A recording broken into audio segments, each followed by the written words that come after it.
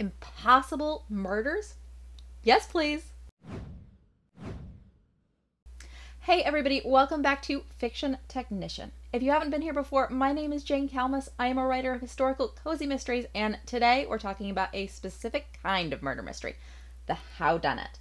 Okay, we're going to talk about what is a whodunit, how does it differ from a traditional murder mystery, and why you may really want to write one, because there are actually a lot of great advantages that they have. So let's start out with, what is it? Well, you've probably heard the term whodunit. This is a term often used for traditional murder mysteries. And whodunit means that we don't know who committed the crime. There's a group of suspects, maybe 5 or 6 people. We know one of them is guilty, we just don't know who. Well, a whodunit is just a little bit different. In a whodunit, we often do know which person is guilty of the crime.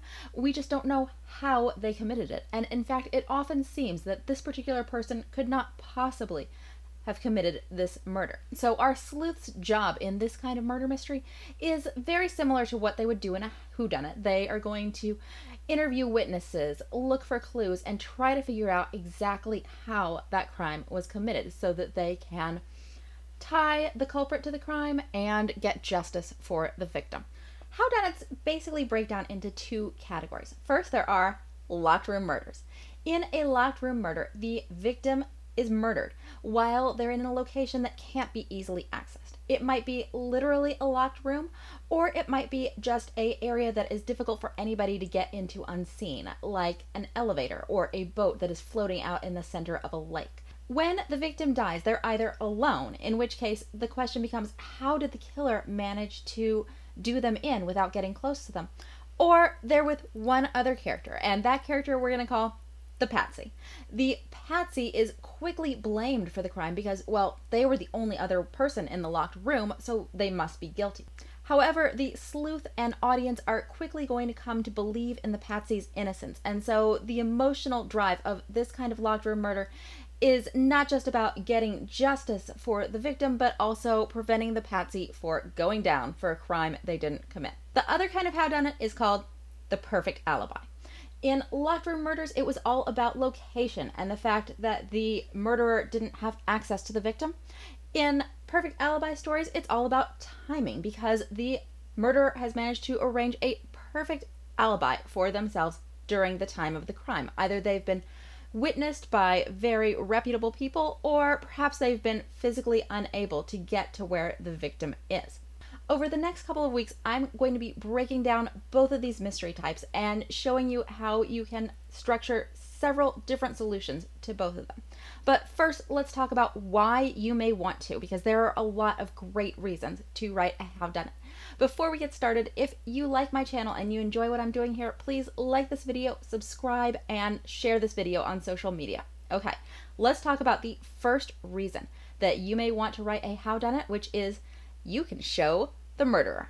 The murder itself is a nice, juicy scene that in most cozy mysteries we never get to see because it would involve revealing the identity of the killer. Well, if you're not trying to conceal the identity of the killer, if we are going to know who they are all along, then you can feel free to write this scene. You may still not want this scene, especially if writing it would reveal the how that is the mystery at the heart of your book, and it's worth noting that scenes like this are not particularly cozy. Cozy mysteries deal more in steely-eyed detection than in heart-pounding suspense. That's why we call them cozies, because, yeah, they're murders, but they're not unpleasant. However, keep in mind that throughout your book, your villain is generally going to be a very active character. They're going to be planting false clues, destroying real evidence, trying to kill the sleuth or other characters. And usually we don't get to see this because it's a whodunit and we're trying to conceal their identity. But if you're writing a whodunit, you have the opportunity to show all of those crafty machinations from the murderer's side. You can show us his perspective on things. We can learn about his relationship with the victim from his point of view and come to understand exactly what it is that drove him to murder. Another huge advantage of whodunits is that you don't have to maintain false suspects. Normally in a whodunit, let's say we're going to have 5 or 6 suspects. One of them will be guilty, but all of them will need motives, and each of these motives is kind of a little hanging thread that we have to tie up somehow in our novel. Each suspect essentially demands a little mini subplot as we dig into their motives, uncover their secrets, and resolve the emotional impact of their motive.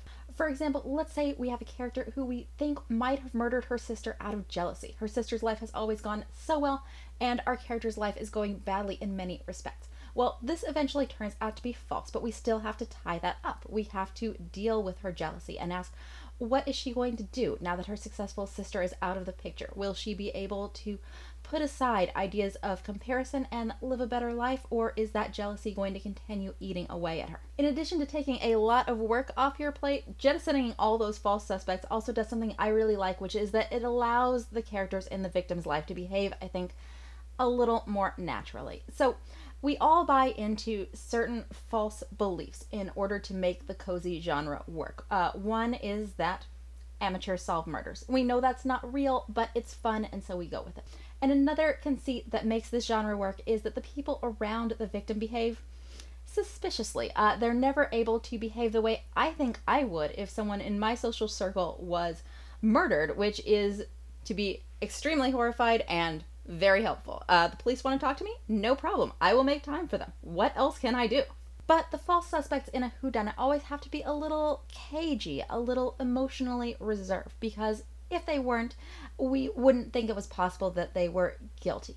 If you don't have to maintain them as false suspects, then the characters surrounding the victim can be a little more real. They can be distraught, they can be helpful, they can just be more human. Another thing I love about HOWDUNITs is that there can be an explicitly adversarial relationship between the sleuth and the villain, like in this episode of Monk where he's trying to prove a grandmaster at chess murdered his wife. Do you play chess, Mr. Monk? A little. We should play a game sometime. We already are. Scenes like this were particularly great on Monk because the character of Adrian Monk is almost always incredibly cowardly. I feel frightened. You're afraid of milk. But when it comes to confronting the villain, he's always brave. He doesn't hide what he knows, and he lets them know he's coming for them. These scenes were a great way to kind of make up for Monk's many, many flaws and let the viewer really love him. For another example of how to write the adversarial relationship between sleuth and villain, we can look at Columbo. Where Monk is brave in his mano-a-mano scenes with the villain, Columbo is always deferential. Sometimes he's downright obsequious. And this is an opportunity for the viewer to fall in love with how sneaky Columbo is, as he just asks one more little question until he finally manages to breach the murderer's story and figure out his way to prove the crime. Whatever qualities of your sleuth you want to showcase in these one-on-one scenes, they can be great fun. And they can really show us everything the sleuth is bringing to the table.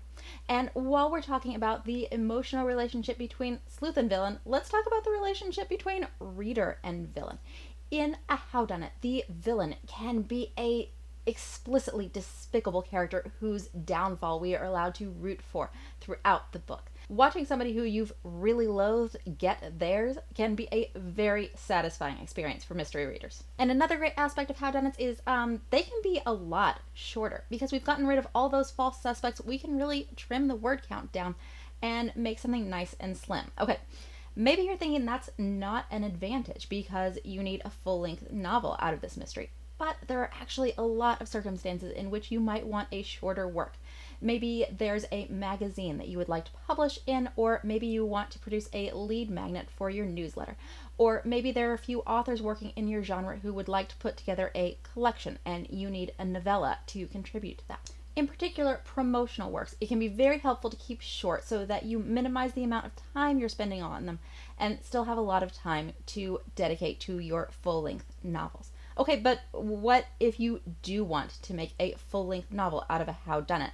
How are you going to replace the word count that came from all those false suspects? In that case, I suggest pairing your whodunit mystery with another major plot. A lot of cozies have a love story or coming-of-age story for the sleuth or another important character that can take up to half the book. You can also layer on another mystery plot. Maybe the victim left behind a fortune that has gone missing and we're going to spend some time looking for that, or maybe they left some very specific instructions in their will that need to be carried out in order to achieve some great aim. You can also layer on a significant jeopardy plot. Many cozy mysteries involve the sleuth getting into a little bit of physical danger, especially towards the end, as the villain tries to stop the sleuth from uncovering their identity. Well, you can expand that into a much larger plot, as in this episode of Monk, where most of the characters wind up trapped in a bank vault after the murderers at the bank realize that the characters are onto them. Well, I hope I've got you excited about writing a HOWDUNIT. The next couple of weeks are all about how. Okay, we're going to dig into locked room murders and perfect alibis. We're going to break down specific solutions that you can twist to fit the needs of your plot, and you're going to want to subscribe if you don't want to miss that, because we are going to be breaking down all the details. Check out.